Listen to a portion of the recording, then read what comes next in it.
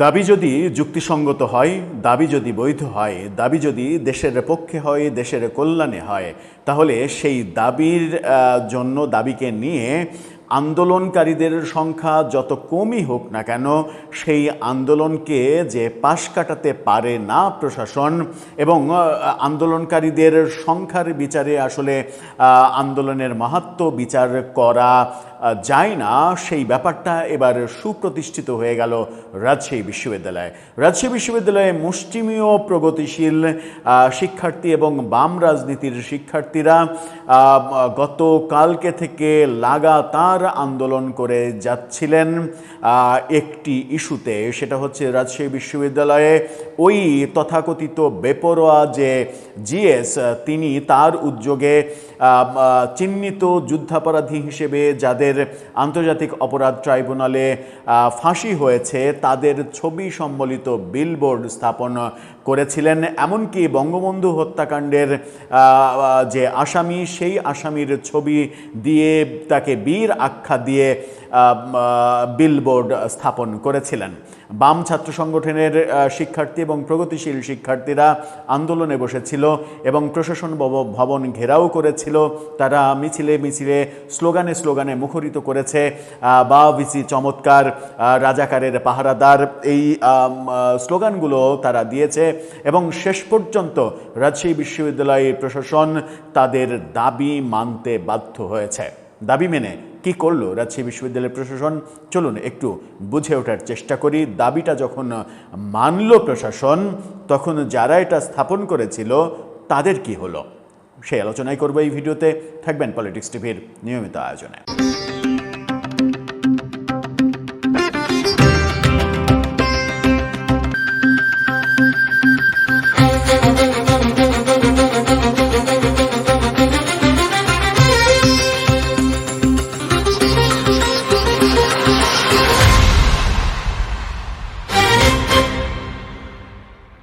দর্শক, বলছিলাম দাবি যদি ন্যায্য হয় তাহলে কতজন সেই দাবির পক্ষে আন্দোলন করছে সংখ্যা কোনো ম্যাটার না। ব্যাপারটা দারুণভাবে প্রতিষ্ঠিত হলো রাজশাহী বিশ্ববিদ্যালয়ে।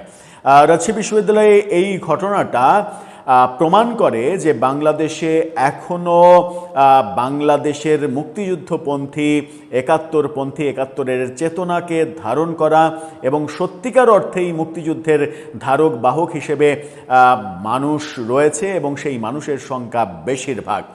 যদিও সেই মানুষগুলো হয়তো সবাই আন্দোলনে নামে না, তাদের প্রতিনিধি সংখ্যা খুবই মুষ্টিমেয় হলেও তারা দাবি আদায় করেই ছাড়ে। গণমাধ্যমের এই শিরোনামটা দেখে নিন। ঢাকা ট্রিবিউন বলছে, শিক্ষার্থীদের প্রতিবাদের মুখে বিলবোর্ড থেকে যুদ্ধাপরাধীদের ছবি অপসারণ।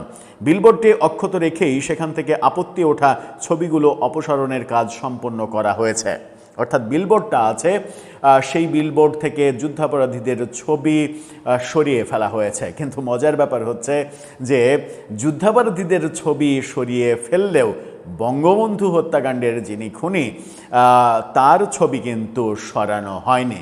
তাহলে রাজশাহী বিশ্ববিদ্যালয়ের বর্তমান প্রশাসন কি বঙ্গবন্ধুর 15 আগস্টের যে হত্যাকাণ্ড সেটাকে সেলিব্রেট করতে চান? চলুন একটু ভেতরে ঢুকে। শিক্ষার্থীদের তীব্র প্রতিবাদের মুখে রাজশাহী বিশ্ববিদ্যালয়ের ঐতিহ্যবাহী প্যারিস রোডে টাঙানো একটি প্রদর্শনী বিলবোর্ড থেকে মানবতাবিরোধী অপরাধ ও যুদ্ধাপরাধের মামলায় দণ্ডিত রাজনৈতিক নেতাদের ছবি সরিয়ে দিয়েছে বিশ্ববিদ্যালয় প্রশাসন।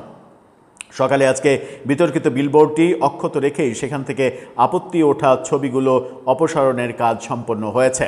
জানা যায়, শুক্রবার জুলাই গণ অভ্যুত্থান স্মরণে রাকসুর সাধারণ সম্পাদক ওই বিতর্কিত বেপরোয়া, যাকে নিয়ে গণমাধ্যমগুলো একেবারে পাওয়ার হেডিং করছে, সেই সালাউদ্দিন আম্মারের নেতৃত্বাধীন সংগঠন নভ কালচার, এটা তার ওই যে পরিবেশগত শিবির বলেছিলেন না তিনি, তাদেরই একটা নতুন একটা আইটেম হতে পারে। এর উদ্যোগে প্যারিস রোডে জুডিশিয়াল কিলিং শিরোনামে একটি তথ্যচিত্রমূলক বিলবোর্ড স্থাপন করা হয়। ওটাকে জুডিশিয়াল কিলিং বলা হচ্ছে।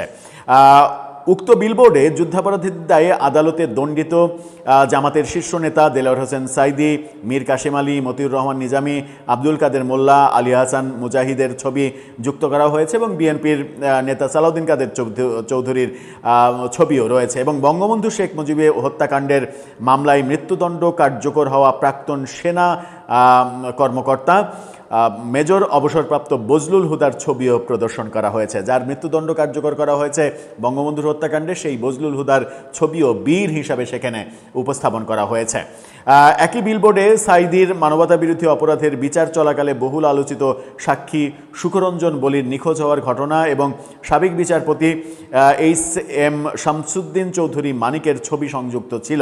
এছাড়া বিলবোর্ডের অন্য অংশে শাপলা চত্বরের ঘটনা, জুলাই আন্দোলন, লগি বৈঠার তাণ্ডব, ভারত বাংলাদেশ সম্পর্ক, কোটা আন্দোলন, আয়নাঘর, এগুলো তুলে ধরা হয়েছিল। এগুলো মানে তাদের মতো তুলে ধরতেই পারে। তবে বিচারে দণ্ডিত যুদ্ধাপরাধীদের ছবি প্রদর্শনীতে স্থান পাওয়ায় বিশ্ববিদ্যালয়ের সাধারণ শিক্ষার্থী এবং বিভিন্ন সংগঠনের মধ্যে তীব্র ক্ষোভের সৃষ্টি হয়। রোববার দুপুরে তারা বিশ্ববিদ্যালয়ের প্রক্টর মাহবুবুর রহমানের কাছে এই বিলবোর্ড অপসারণের দাবি জানান। প্রক্টর অফিসে দাবি সংক্রান্ত সুরাহা না হওয়ায় শিক্ষার্থীরা রোববার বিকেলে বিশ্ববিদ্যালয়ের প্রশাসনিক ভবনের সামনে অবস্থান কর্মসূচি শুরু করেন এবং রাত 11:15 পর্যন্ত আন্দোলন চালিয়ে যান। বিশ্ববিদ্যালয়ের প্রক্টর অধ্যাপক মাহবুবুর রহমান জানান, শিক্ষার্থীদের দাবির মুখে প্রথমে আয়োজক রাকসু GS সালাউদ্দিন আম্মারকে সংবেদনশীল ছবিগুলো সরিয়ে দেওয়ার নির্দেশ দেওয়া হয়েছিল। কিন্তু সেই কি বলবো, তিনি তো বিশ্ববিদ্যালয়ে আসলে প্রধান সালাউদ্দিন আহমেদ, প্রক্টরের কথা তিনি শুনবেন কেন? মূলত তো আচার্য তিনি, যিনি উপাচার্য তারও বস তিনি আচার্য, তো আচার্য কেন সামান্য প্রক্টরের কথা শুনবেন? সেহেতু তিনি শুনেননি। যখন শুনেননি তখন প্রক্টর বাধ্য হয়েছেন এই ছবিগুলো সরিয়ে দিতে এবং সরিয়ে দিয়েছেন। যুদ্ধাপরাধের অভিযোগে যাদের ফাঁসি হয়েছে তাদের ছবি সরিয়ে দিয়েছেন, কিন্তু বজলুল হুদার ছবি সরাননি। তার মানে প্রক্টর প্রমাণ করলেন যে রাজশাহী বিশ্ববিদ্যালয়ের প্রশাসন আনুষ্ঠানিকভাবে বঙ্গবন্ধুর হত্যাকাণ্ডের ব্যাপারটাকে সেলিব্রেট করতে চায়। অসাধারণ, এরকম অসাধারণ চিত্রই তো আমরা দেখতে চাই এদেশে। এরকম হত্যাকাণ্ডের যারা কুশীলব, কুখ্যাত চরিত্র, তাদেরকে নিয়ে এই দেশে সেলিব্রেট যদি আজকে হয়, আগামীতে আরেকটা নিয়ে সেলিব্রেট হবে, পরশু আরেকটা নিয়ে সেলিব্রেট হবে। এই সেলিব্রেশনের কালচারটাই আপনারা চালু করুন এবং এভাবেই দেশকে সামনে এগিয়ে নিয়ে যাওয়ার চেষ্টা করুন, সেটাই বোধহয় মঙ্গল। দর্শক, আপনার কাছে কি মনে হয়? আপনার মতামত জানিয়ে লিখতে পারেন আমাদের কমেন্ট বক্সে।